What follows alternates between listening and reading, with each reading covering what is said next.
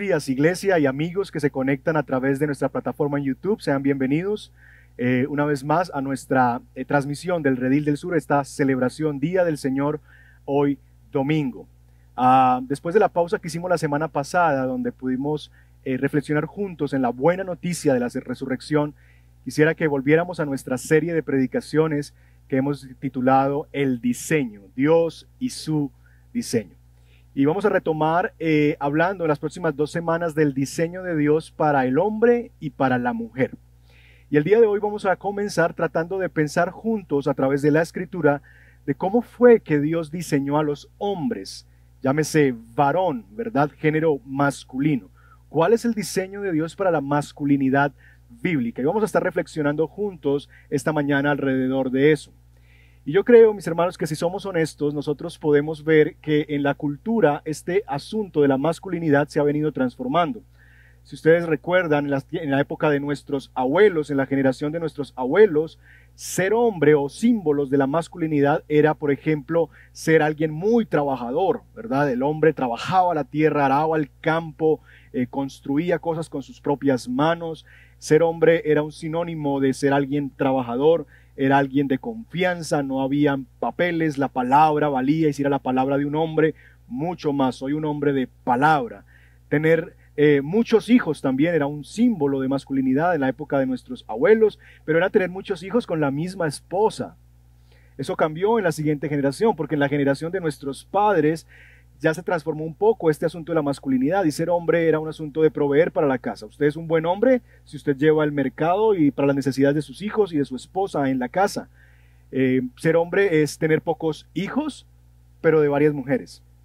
Y tristemente esa es la realidad que vivimos muchos de nosotros, aún en nuestra crianza o con nuestras propias familias. Hoy es totalmente diferente. Hoy se trata de tener muchas cosas, de no tener hijos, ni tampoco tener esposa. Así que el modelo de masculinidad se ha venido transformando con la cultura. Y no estoy diciendo que todo tiempo pasado fue mejor. De hecho, mis hermanos, no pretendo decir que la masculinidad le pertenece a una época de la historia, que la entendió completamente o perfectamente. De hecho, lo que quiero comunicar es lo contrario, y que ninguna cultura tiene un concepto de masculinidad apropiado. Que si queremos entender lo que es ser un hombre, lo que significa ser un hombre de verdad, pues debemos ir a la palabra de Dios, al diseño original de Dios, para entender entonces qué significa esto de ser un hombre.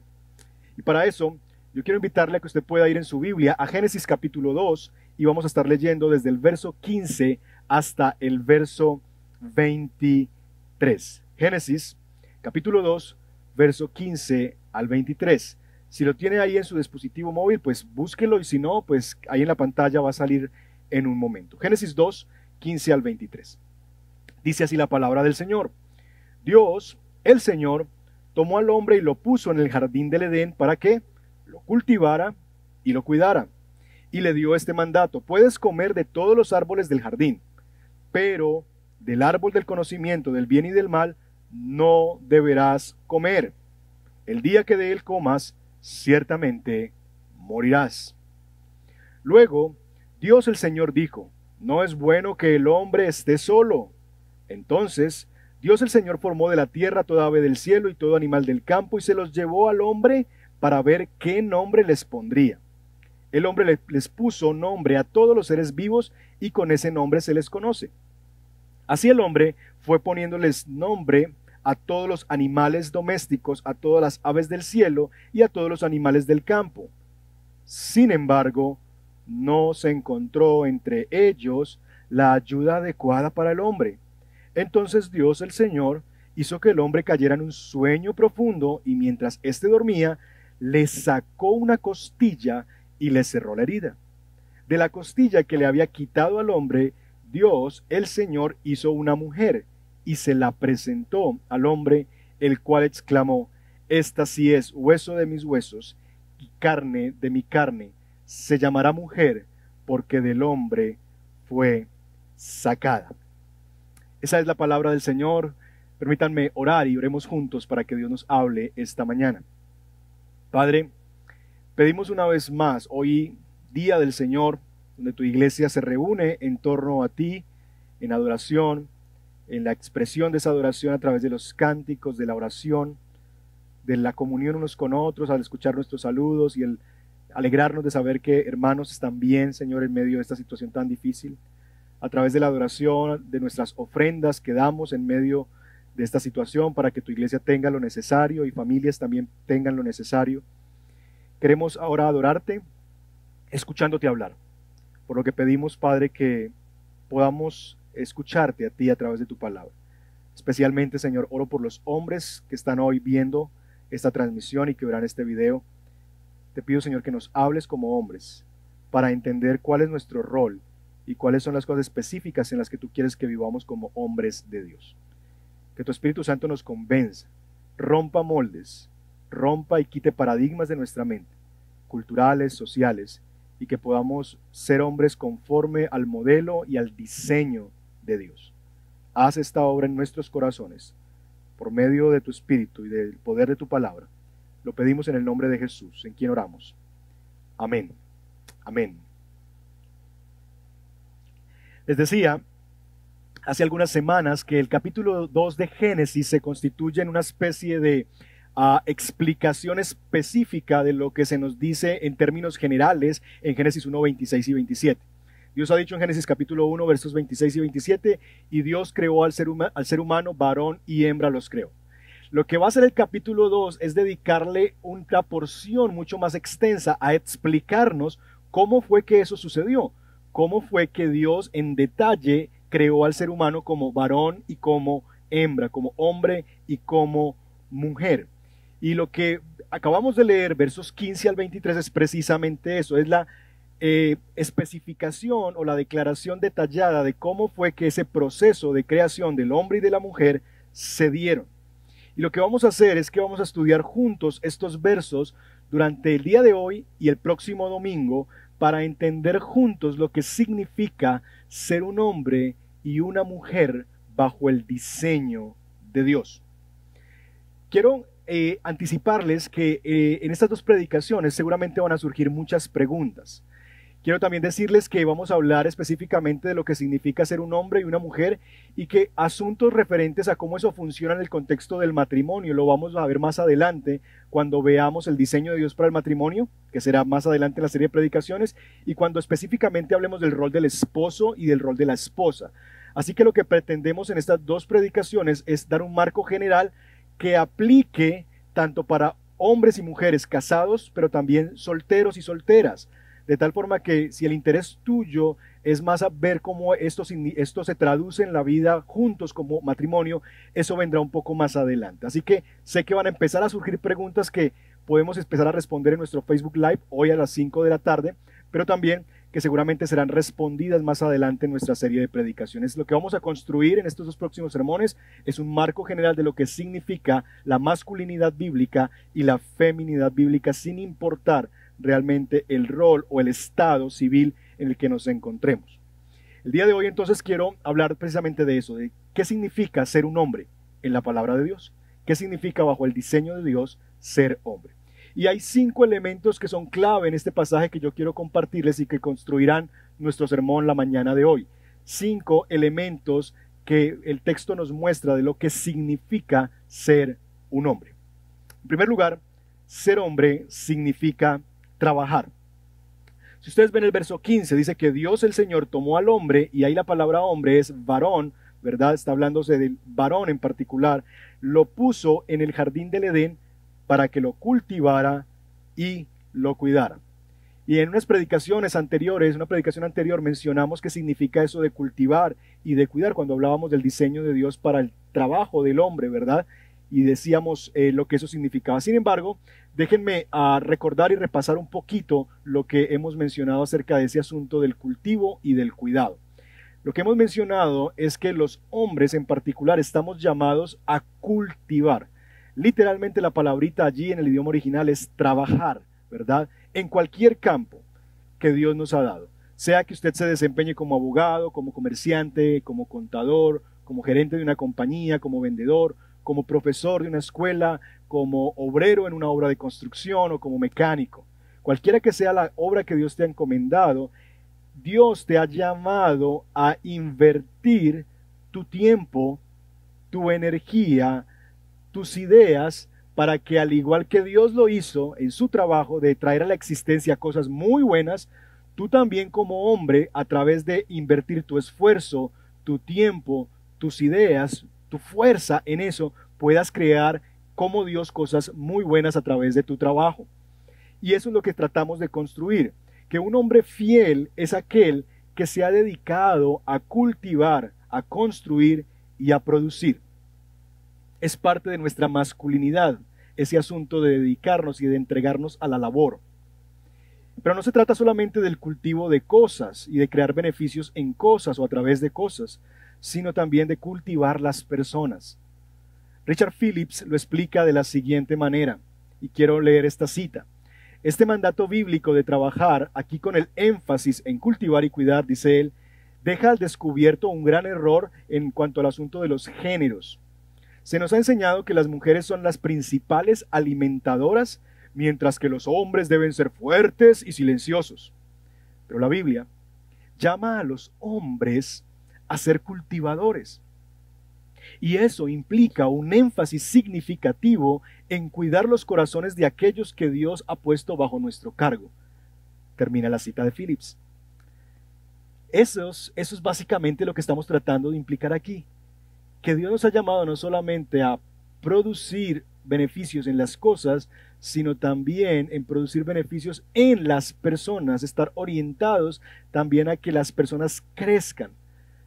Varias personas las que Dios ha puesto bajo nuestro liderazgo, llámese esposa, hijos, compañeros, miembros de la iglesia, amigos, empleados, colegas, parientes, y la lista podría continuar.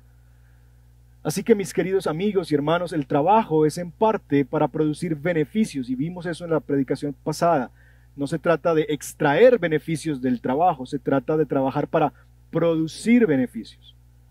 Pero no solamente esto aplica a las cosas, sino también a las personas. La masculinidad se expresa cuando se crea beneficios para el trabajo, pero también para los demás.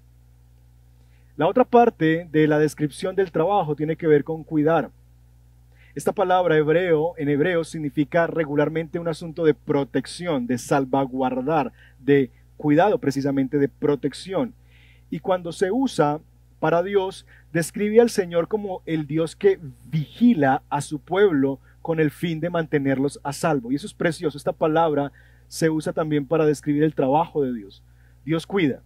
Y como Él cuida, Él vigila para mantener a salvo a su pueblo. De la misma manera, nosotros como hombres estamos llamados a eso, a ser cuidadores, protectores de las personas que Dios ha puesto a nuestro lado. De tal forma, hermanos, que así como en una mano el hombre tiene el azadón para arar la tierra, en la otra empuña la espada para proteger a su familia y a su entorno. Tenemos el azadón para el trabajo y la espada para la protección. Y eso es lo que implica ser hombre. Se trata entonces este asunto de ser hombre, principalmente de proveer para las necesidades de los demás y protegerlos con amor sacrificial. Ser hombre significa trabajar. Segundo lugar, versos 16 y 17 nos dice que ser hombre significa vivir bajo la autoridad de Dios. Si ustedes ven en el verso 16 y 17, inmediatamente Dios le encomienda el trabajo al hombre, la labor de cuidado y de cultivo. Entonces Dios le da un mandato. Puedes comer de todos los árboles, del jardín, pero del árbol del conocimiento del bien y del mal no deberás comer. El día que de él comas, ciertamente morirás. Y allí está el asunto. En el marco de la entrega del trabajo de Dios para el hombre, Dios le hace inmediatamente una observación y un mandamiento al hombre, y es: no vas a poder comer de este árbol. Dios hizo al hombre a su imagen y semejanza, y le dio dominio sobre todo lo creado, pero esto no significaba nunca en el plan de Dios que el hombre iba a hacer ese trabajo independiente de Dios. Todo lo contrario, Dios le deja claro desde el comienzo de que aunque Él va a administrar la tierra y va a liderar todos estos procesos, Él lo tenía que hacer bajo la cobertura y bajo la autoridad de Dios. que el hombre iba a tener por encima de él una autoridad superior que le iba a decir qué hacer y qué no hacer. Y mis hermanos, como hombres fuimos creados para vivir debajo de la autoridad de Dios. Dios es el que define el marco de lo que se puede y de lo que no se puede hacer. Él es la autoridad. Así que un verdadero hombre no es aquel que hace lo que se le da la gana. No es el salvaje de corazón. El verdadero hombre es aquel que está en sumisión gozosa a su Creador.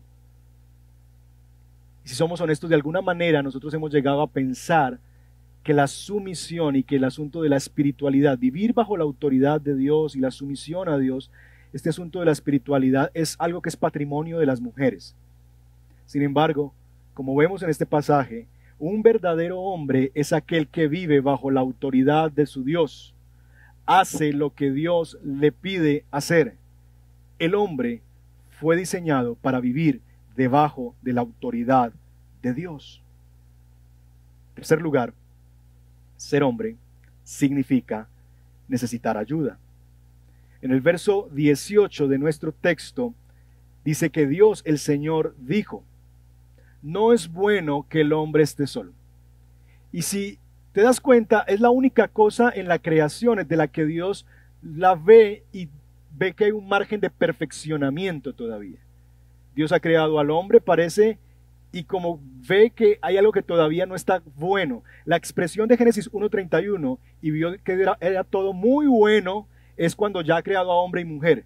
Pero hubo un momento en la historia de la creación en que Dios creó al hombre y todavía él piensa que hay algo que falta, que hay algo que todavía no es bueno o no es tan bueno como podría ser. Y entonces hace esta expresión el texto bíblico: no es bueno que el hombre esté solo. Y en tercer lugar, entonces, ser hombre significa necesitar ayuda. No es bueno que el hombre esté solo. Y esta expresión se puede entender por lo menos en dos direcciones. La primera es que la soledad no es buena para la masculinidad. La soledad no es una buena amiga para la masculinidad. El hombre fue creado para ser un ser relacional. Al hombre no le hace bien el ostracismo, el aislamiento. Queridos hombres que me ven a través de sus televisores, celulares, etc., Dios no nos creó para el silencio y la soledad. Escúchame bien. Dios no nos creó para vivir en el silencio y en la soledad. Dios no nos creó para vivir como llaneros solitarios que conquistamos el mundo por nosotros mismos y no requerimos de nadie. No. Eso es una consecuencia del pecado. A partir de la llegada del pecado, los hombres empezamos a caminar solos y a escondernos de Dios y de las personas. Dios nos diseñó para vivir en comunidad. No es bueno que el hombre esté solo. Pero la segunda dirección en la que esta declaración nos lleva se completa por lo que dice el verso 18. No es bueno que el hombre esté solo, voy a hacerle una ayuda adecuada.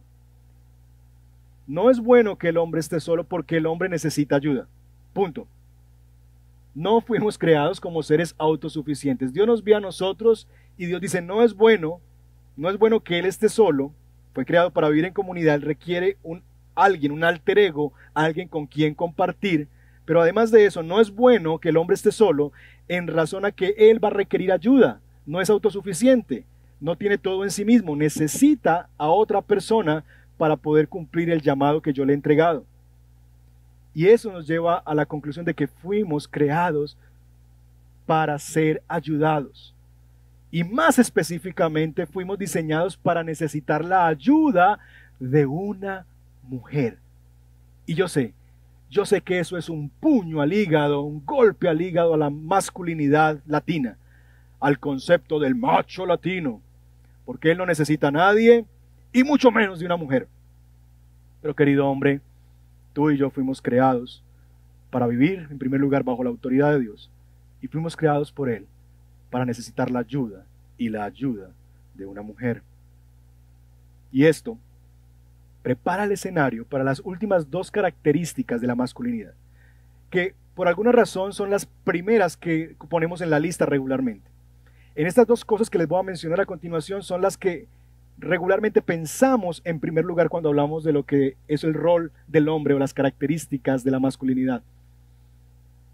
Pero que creo yo que estas tres cosas que hemos visto en primer lugar le dan un contexto, un piso para entender los siguientes llamados o las siguientes características que Dios le ha dado a la masculinidad. Y es que en cuarto lugar, ser hombre significa liderazgo. En el verso 19 se nos describe que Dios el Señor hizo toda ave del cielo, todo animal del campo, y miren lo que hace Dios, precioso cuadro de la relación de Dios con el hombre, con el varón. Dios se los llevó al hombre para ver qué nombre les pondría. El hombre les puso nombre a todos los seres vivos y con ese nombre se les conoce. Dios bien pudo haber puesto el nombre a todas las cosas, pero Dios le entregó ese ejercicio al hombre. Se los trajo y le dijo, ok Adán, aquí está este animalito grande, ¿verdad? Con patas anchas, con una trompa larguísima, ¿verdad? Que tiene unos colmillos. ¿Cómo le vas a llamar? Y Adán dijo, elefante. Y así con cada animal del campo. Dios se los trajo y Adán les puso el nombre. Siendo creados para vivir en sumisión a Dios y necesitando la ayuda de una mujer, el hombre recibió el llamado de ejercer un liderazgo y una autoridad singular sobre todo lo demás creado, incluyendo la mujer. Y ahorita vamos a ver eso en un momento.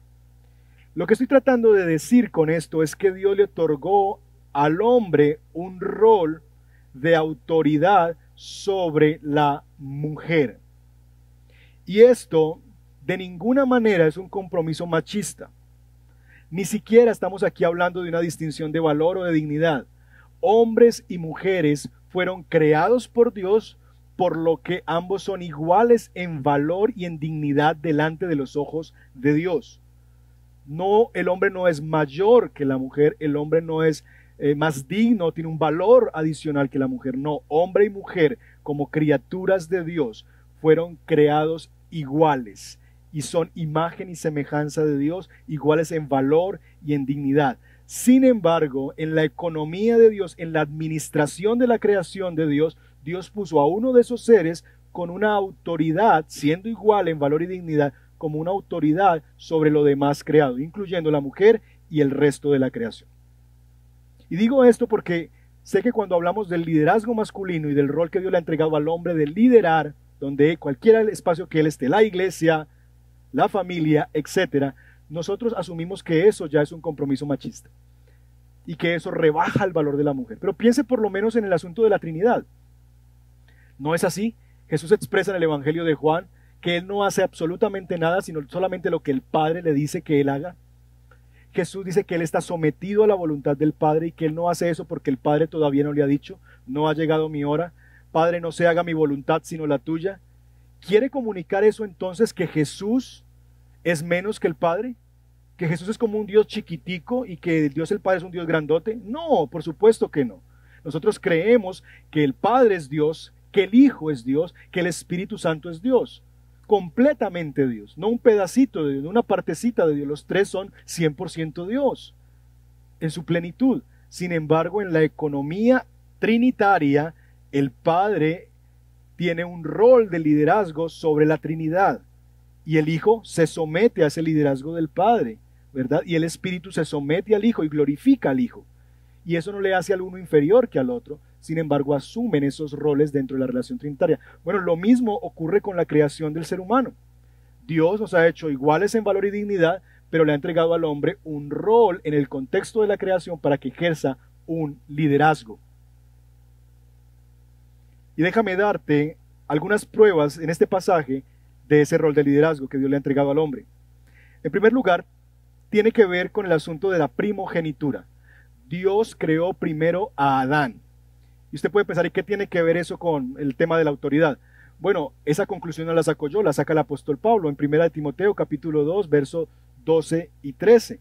Cuando Pablo está hablando de que no le permite a la mujer ejercer el ministerio de la predicación en la iglesia, de la enseñanza a la iglesia, hacia los hombres, ¿verdad? Particularmente, verso 12, no permito que la mujer enseñe al hombre y ejerza autoridad sobre él. Noten que enseñanza y autoridad están ahí, porque la enseñanza, sobre todo cuando ocurre en el contexto de la comunidad reunida, el pueblo de Dios reunido, es un ejercicio de autoridad. No permito que la mujer enseñe o ejerza autoridad sobre el hombre. Debe mantenerse ecuánime. Y mire la razón que da el apóstol Pablo, porque primero fue formado Adán y después Eva. Entonces, no vamos a entrar aquí en el asunto de la predicación y el rol de la mujer en la iglesia, porque no es el punto de este sermón. Sin embargo, lo que el texto sí nos dice es que la razón por la que Dios le dio una autoridad a Adán por encima de Eva o sobre Eva es porque él fue creado primero, ¿verdad? Porque primero fue formado Adán y después Eva. Por esa razón, la mujer no debe enseñar o ejercer autoridad sobre el hombre. Así que este asunto de la primogenitura, y ustedes ven a lo largo de la historia bíblica, el primogénito tenía unos valores especiales dentro de la casa paterna. Por eso la sorpresa en el caso de Jacob y Esaú. Esaú se supone que tendría la primogenitura, pero ahora la tiene es Jacob. Y eso es un cambio, ¿verdad? En esa concepción bíblica de lo que el primogénito debería tener. Así que hay una razón para el liderazgo, o una prueba de ese liderazgo que Dios ha entregado, y es que Adán fue creado primero. En segundo lugar, Adán es a quien Dios le delega la labor de poner nombre a las cosas o a los animales que están allí. El acto de poner nombres es un acto de autoridad, es un ejercicio de autoridad. Nosotros le ponemos nombre a las personas o a las cosas que están bajo nuestro dominio. Le ponemos nombre, por ejemplo, a un negocio, ¿verdad? Le ponemos nombre, a veces algunos, a un carro. Le ponemos nombres a una mascota, le ponemos nombres a nuestros hijos, le ponemos nombres a diferentes cosas que están bajo nuestro dominio. Si ustedes ven en el verso 20, Adán le pone nombre a todos los animales y dice que por el nombre que ellos tienen, pues se quedaron llamando así. Pero si vas al verso 23, te darás cuenta que es Adán también el que le pone el nombre a Eva o a la mujer. Dice, esta es hueso de mis huesos y carne de mi carne, y se llamará mujer, literalmente Eva, porque del hombre fue sacada. Entonces Adán recibe la encomienda de poner nombre a los animales, y también él toma autoridad poniéndole el nombre a la persona que Dios le ha creado como una ayuda idónea, y la llama Eva. Y eso es un ejercicio de autoridad y de liderazgo. Y en tercer lugar, la última prueba para sustentar ese llamado de liderazgo que Dios ha entregado desde el comienzo, previo a la caída, desde el diseño de Dios, del hombre, para ejercer ese liderazgo, está en el mismo verso 23. Ella es carne de mi carne, hueso de mis huesos. Es que ella proviene de él. Es carne de su carne, hueso de sus huesos. Fue creada por Dios. No es en esencia y en valor diferente o inferior al hombre, pero fue creada desde él, surgió desde él. Y ambos tienen el llamado de Dios de sojuzgar la tierra, pero a él se le entregó una autoridad sobre ella. Hablaremos un poquito más de eso en la próxima semana cuando hablemos del rol de la mujer. Y en quinto lugar, y para terminar, ser hombre significa no solamente liderazgo, sino también ser hombre significa ser responsable. El mandato de prohibición que Dios ha dado en el verso 16 y 17, de no comer del árbol del conocimiento del bien y del mal, fue dado a Adán. Dios llama a Adán y le dice, Adán, mira, te entrego todo esto y de este árbol, por favor, no vas a comer. No da explicaciones porque Dios es Dios. Dice, no, me reservo ese árbol para mí, no lo hagas, y si lo haces vas a morir. Dios le entregó esa comisión a Adán y fue hecho, de hecho, antes de que Eva fuera creada. Con eso Dios le está diciendo al hombre, tú estás a cargo de este jardín. Tú estás a cargo de este mundo. Adán, no solamente te estoy entregando una autoridad sobre todo esto, te estoy entregando junto con la autoridad una responsabilidad de cuidar de que las cosas funcionen bien y de que todo lo demás se someta a mis mandatos. Te los estoy dando a ti para que tú se los traslades a los demás, y tú eres el responsable de asegurarte que las cosas vayan bien en este huerto. Y es precisamente lo que nosotros vemos en el capítulo 3 que se daña. Porque cuando Dios, después de la caída, busca el responsable de la caída y de comer el fruto, Él no va a buscar a Eva, quien fue la primera que tomó del fruto. Él va y busca a Adán, porque en la mente de Dios, el responsable del cuidado del jardín del Edén y de todo lo que ocurriera allí es Adán. Porque Dios no solamente entrega autoridad, sino que junto con la autoridad Dios le entrega al hombre la responsabilidad de cuidar y de velar por el estado de su familia, y en este caso de su esposa y del jardín que le ha entregado. Y es precisamente eso lo que la serpiente entra a dañar. La serpiente no va a Adán, la serpiente va a Eva, porque la serpiente quiere inmediatamente dañar el asunto de la autoridad de Adán, ¿verdad? Como expresa un autor, Claire Smith, él dice lo siguiente: la mujer escucha a la criatura, el hombre escucha a la mujer y ninguno escucha a Dios. Y ese es el desastre que nosotros tenemos. La mujer escucha a la criatura, el hombre escucha a su mujer y ninguno escucha a Dios. Satanás procura engañar a Eva porque sabe que eso va a socavar el liderazgo de Adán y va a acabar con todo el bien que Dios tenía para ellos, como finalmente sucede. Ser hombre entonces significa asumir la responsabilidad por todo lo que ocurre debajo de aquello ante lo cual Dios nos ha puesto como líderes. Llámese hogar, llámese negocios, llámese iglesia. Somos autoridad, tenemos un liderazgo, pero también eso implica que somos responsables de cómo eso va. En conclusión, hermanos y amigos, la esencia de la masculinidad bíblica es un sentido de responsabilidad benevolente para liderar, para proveer y para proteger bajo la autoridad de Dios y con la necesidad de ser ayudado por una mujer todo lo que Dios nos ha entregado. Es un sentido de responsabilidad para liderar, proveer y proteger, ¿verdad? Bajo la autoridad de Dios y en la ayuda de una mujer sobre todo lo que Dios nos ha creado. Sí, eso es lo que significa ser un hombre. Ahora, cuando escuchamos esto, yo no sé ustedes, pero en mi caso se genera un peso enorme, porque creo que todos nosotros podemos identificar que somos faltos en eso. Y quizás en tu casa tú estás tragando saliva porque sabe que esta tu esposa te la va a cobrar y que te está codeando, que le ves una sonrisa ahí en su rostro dibujada de qué bueno que está escuchando esto. Y realmente, si somos honestos, estamos lejos de esto. Estamos lejos de esta realidad porque el pecado distorsionó nuestro rol, porque el pecado dañó ese ser hombre y ese rol que Dios nos entregó. Dios nos hace responsables a nosotros de cómo están las cosas en casa y en cada escenario donde Dios nos ha puesto como líderes. Pero ¿saben una cosa, queridos hombres? Para aquellos que confiamos en Cristo, Jesús ha venido, el hombre perfecto que leíamos al comienzo de la celebración en Colosenses 1, el varón perfecto. Él vino, Él intervino en la historia y recibió todo el peso de la ira de Dios por nuestros errores, por nuestros fallos, por nuestras inconsistencias, por nuestra incapacidad de ser hombres de Dios que pueden hacer su trabajo bien hecho, que pueden expresar estas 5 características a la perfección. Él murió por todos esos errores. Y ¿saben una cosa? Él nos ha dado a su Espíritu para que ahora podamos realmente caminar en una vida nueva, honrándole a Él y siendo restaurados en nuestra imagen como hombres, varones de Dios.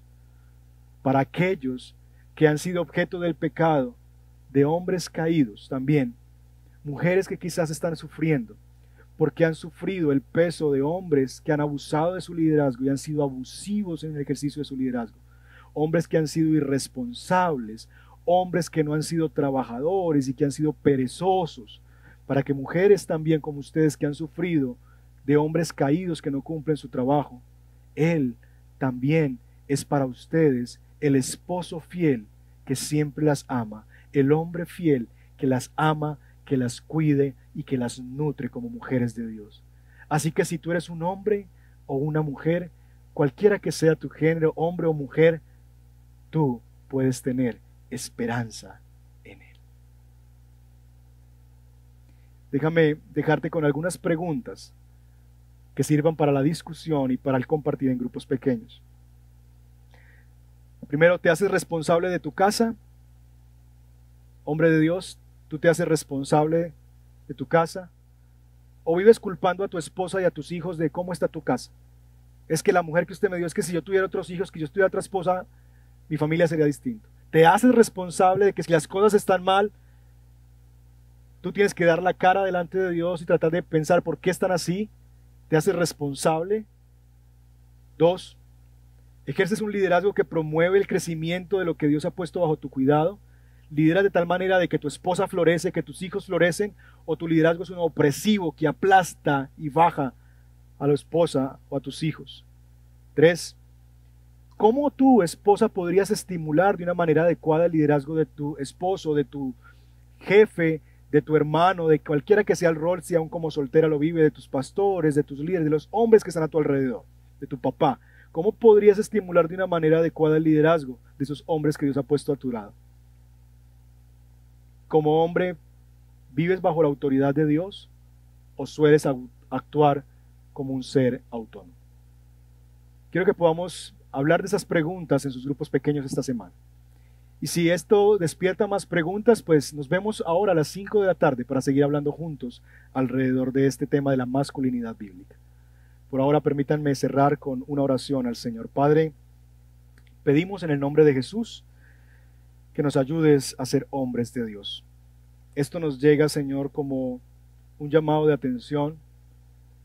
Lo escuchamos, Señor, como una voz tuya de reprensión, porque si somos honestos, todos nosotros estamos lejos de vivir estas 5 características de una manera completa y perfecta.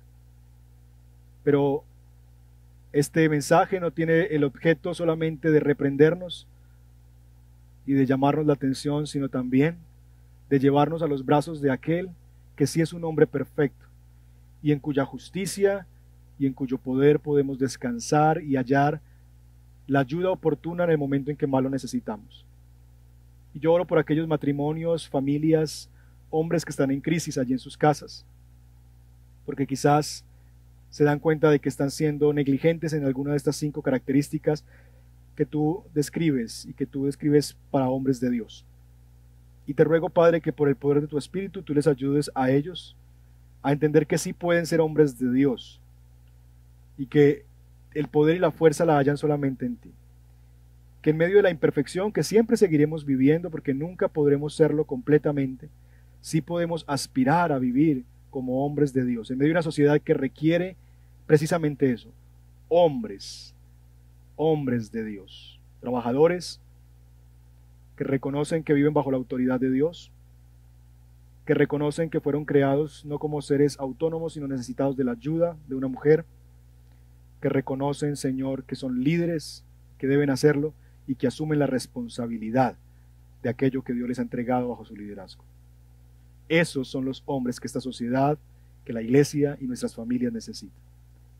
Pedimos tu ayuda, pedimos tu intervención, Espíritu Santo, y te pedimos que nos ayudes para poder ser esos hombres.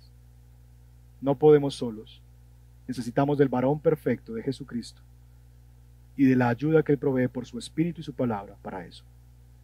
Y hoy la pedimos en el nombre de Jesús, en quien oramos.